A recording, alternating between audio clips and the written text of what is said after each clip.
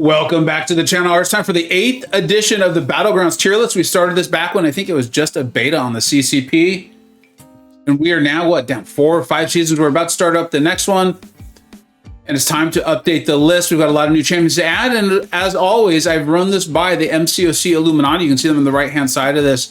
And I could not suggest more checking out their channels if you want to be entertained while you get better at this game. And thank you to them for giving me so much of their information, their experience on getting this tier list out. Now, if you're like, dude, I've already heard your preamble, I know how the legend works, I know how it all set up, I will put a timestamp in the description so you can jump directly to that and the rankings themselves.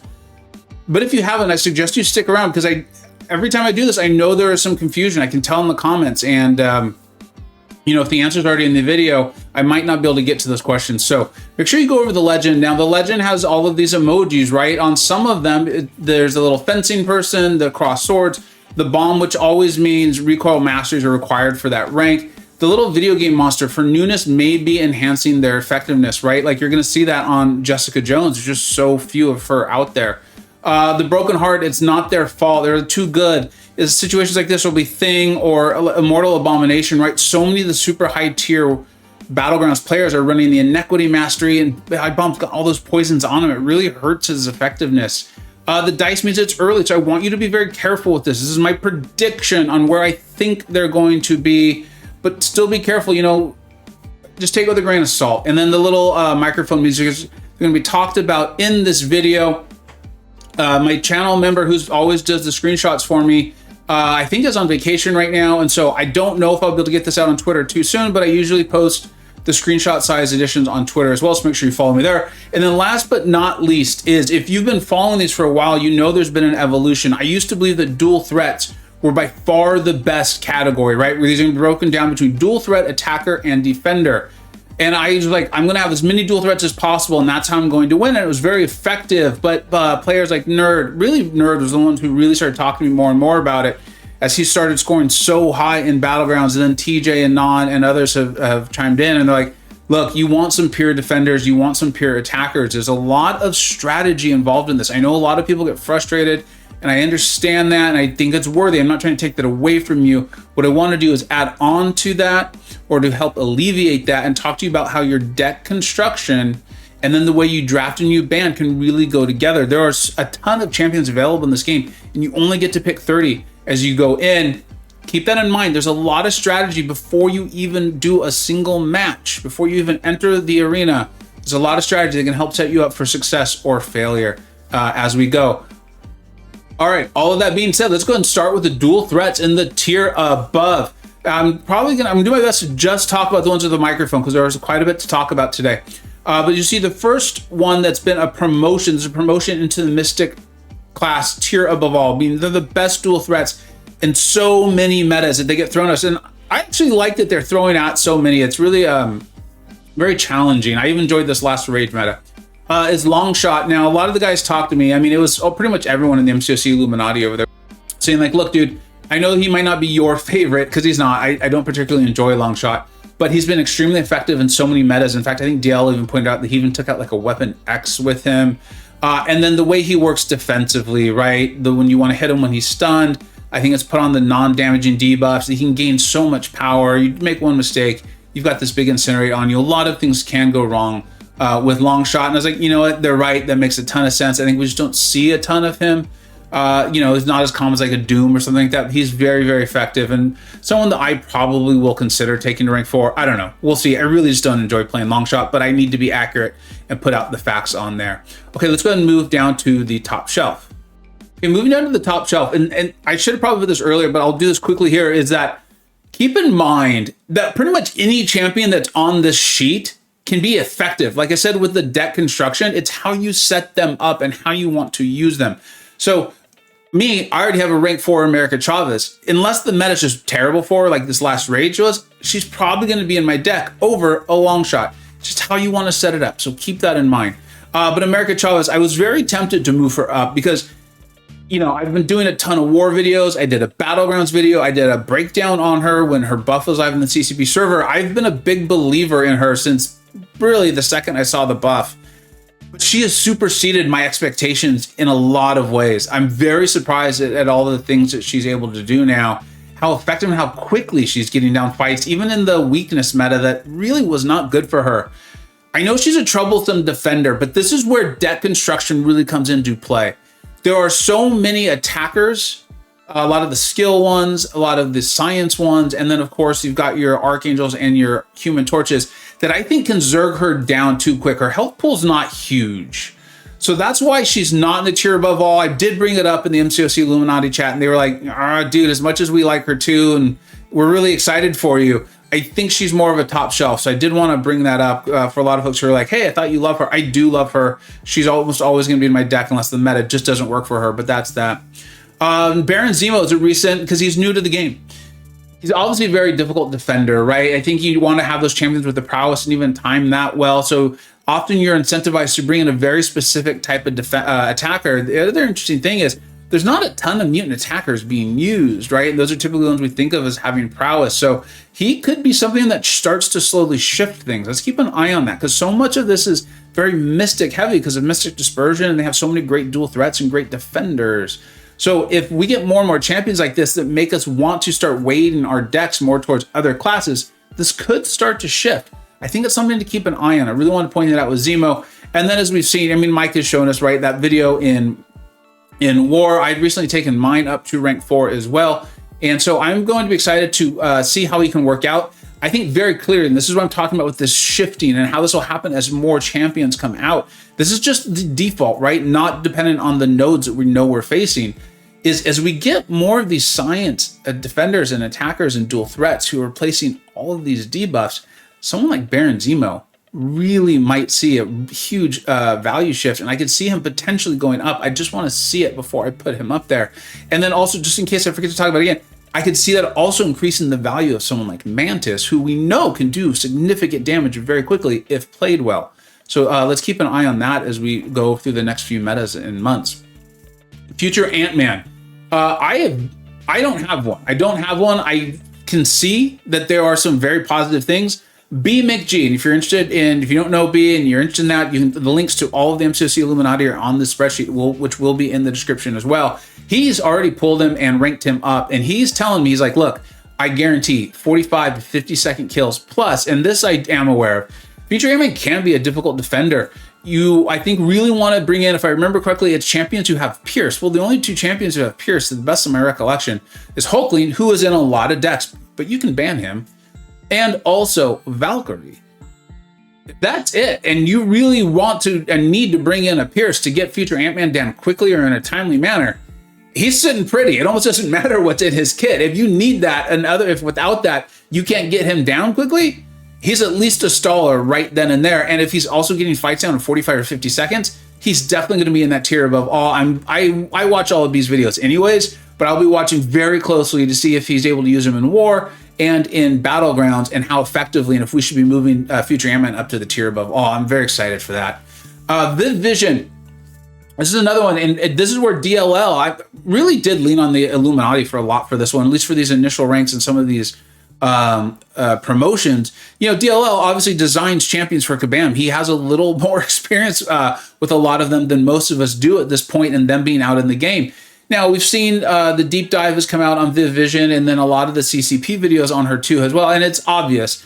These health pools, War, Battlegrounds, she can melt them. Now, she needs a high skill. You got to play her well. The little bit of playing I've done with her, I can tell this is a very good champion. I want her for Battlegrounds, but it's going to take me a bit. It's going to take a little bit. I tend not to do well with champions that require a lot of tapping, kind of like Howard the Duck's tapping to get his, I don't remember, Quack Fu or whatever it's called going.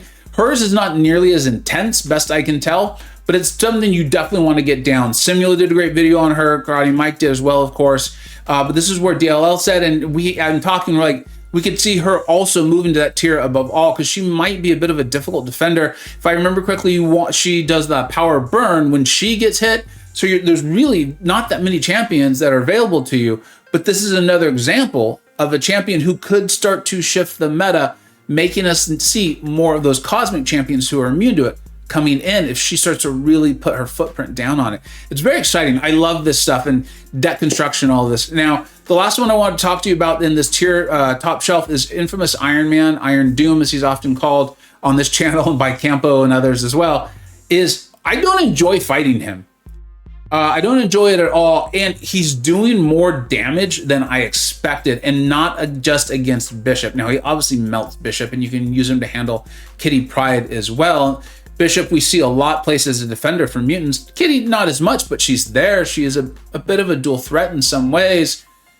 But he's doing this to other champions and well, and so I would really love your feedback. If you're like, hey, no, Iron Doom should really be in that tier above all, please put it in the comments, and also let me know about where you ranked.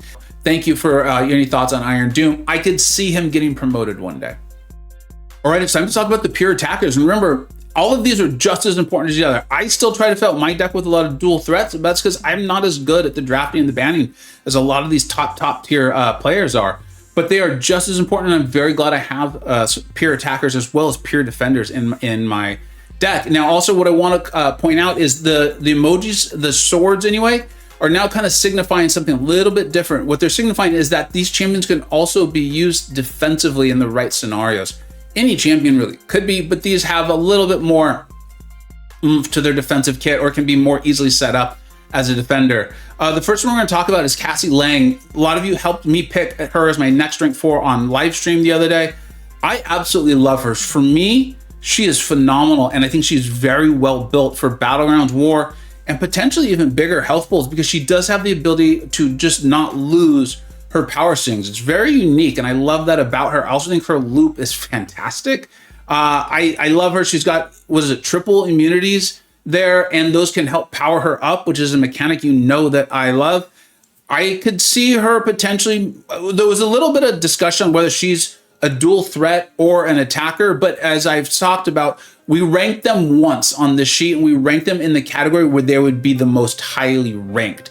I think she would not be the tier above all in dual threats because her health pool is small. Her evade is problematic, but a lot of the attackers that you would use to go against her are going to be those skill attackers who often have a way of negating evade. So in a way, it's, yes, she can be a problematic defender. I do think there'll be times where you could use her very well, but frequently, unless you've set it up this way, your opponent's going to have a skill attacker who's going to counter evade. This is, Falcon, Hit Monkey, Crossbones, so on and so forth. I think you can understand. Kate Bishop, right? Okay. So, but she's great. She's fantastic. I absolutely love her. I'm very happy I have her at rank 4. She will probably be a mainstay in my deck unless the meta just flat out says she's not worth it. Joe Fixit was another one where we debated back and forth because he really can be good defensively if you don't have a defender who's going to shrug all those debuffs he's putting on. Plus, attacking wise, TJ has shown us time and time again, Joe Fixit taking down really difficult defenders in that Mystic class. He does a great job, so and can be used defensively as well. And then OG Hulk. Woo! If you've been paying attention to my channel this week, you know how much I love OG Hulk. I'm very tempted to take mine to rank 4 soon. Depends on how quickly we get the rank 4 materials and those sorts of things. I did the videos. I've done 2 now, the full breakdown and the how-to, the essentials video, and then also showing him soloing Gauntlet Doom. And I think the SIG level, and I'm testing more things. Now that I've already got those videos out, I'm doing more testing. I think that signature ability's got a few tricks up its sleeve. I'm very excited for the next Battleground season to come along and be able to test mine out. We're doing a 3-star tournament, so my 3-star Hulk is at the highest rank, highest SIG. I'm very excited to use him. So there we go. He might have some defensive use with that signature ability. I think it depends on how long it takes to kill him, if that kicks in and things like that. But I think that's gonna be a little more situational than it is just him being a good defender. We'll go ahead and take a look. And then Kate Bishop, right? I mean, again, DLL was like, I actually built this champion. She looks like she's going to be fantastic. I definitely want to get a Kate Bishop on my team. Almost as soon as I do, if I have the materials, she's going to go to rank 4, 200. She has a phenomenal synergy with America Chavez, but this is a Battleground video, not a champion rankings. She appears to have a lot of good damage sources, which I like. Also, a lot of her, the debuffs she's putting on, they're not debuffs, they're actually passives, and that's going to be a really big deal in Battlegrounds. Because a lot of defenders and things like that, or through nodes, have the ability to purify these debuffs. And so if you don't have passives, or if there's no punish for the debuffs, then it's already limiting the amount of defenders that you could potentially take. And she does not seem to be limited by what it is she's trying to do, right? She's putting these debuffs like Cold Snap and Caltrops and things like that. She does not appear to be limited by those at all. She can also handle evade, and I think it is miss. And DLL does talk quite a bit in his Spotlight with Context, which I love listening to. It helps me really learn like what are designers intending for these champions. He talks a lot about how she can control the battlefield, basically the arena, with that extended knockback. I think something like that could also come into play. She just seems very well built for Battlegrounds and what Battlegrounds is often asking you to do. I feel very comfortable and confident with her in the tier above all. But like I said, with the dice emoji, let's keep our eye on it, make sure it actually happens the way it's intended to. All right, and then the top shelf of attackers, there's no one that we're going to talk about today because there's been no promotions, demotions, or additions or anything like that. But again, I just want to point out that a lot of these might be some of your favorite attackers, and depending on the meta and how you've built up your deck, they might be fantastic. So really take a look at all of these champions. They are all options. As I've talked about, a lot of this is strategy, how you build up your deck, and then how you decide to go about making your bans and your draft choices. So keep an eye on these champions as well. All right, now it's time for defenders. Like I said, these are the three pillars. Your dual threats, your attackers, your defenders, all equally important. You want to have a good assortment of that and really know what you've built for yourself here. Now, no surprise, Mystic's got a lot of these defenders. Mystic Dispersion comes into play. And again, the emojis have changed. The fencing person now means they also have offensive uses. Because I know, and people comment, I saw it. It's like, some people are like, hey, Mojo can be used offensively. He's really good. You're right, he is.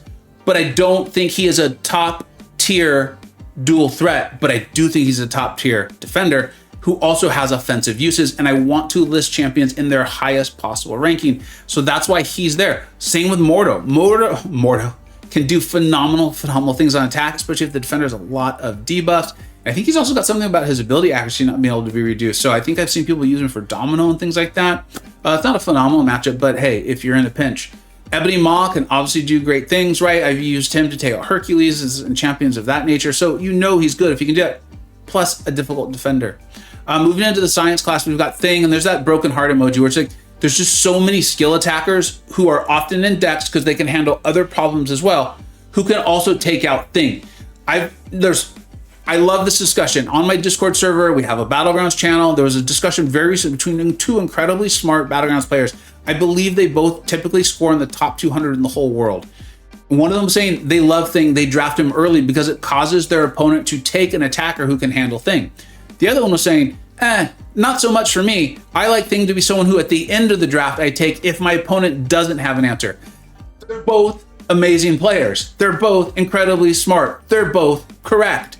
This is an example of the sort of strategy that goes into deck building and your drafts and how you can utilize a champion like Thing to really make it more difficult on your opponent. Because remember, you're trying to win 2 out of 3 rounds, not 2 out of 0. You just got to win 2 out of 3 and move on.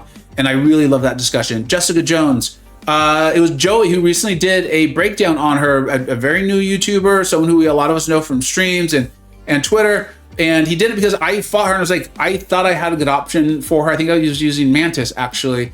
And maybe Mantis could be great and it just didn't work out for me because I don't know how to do the fight well enough.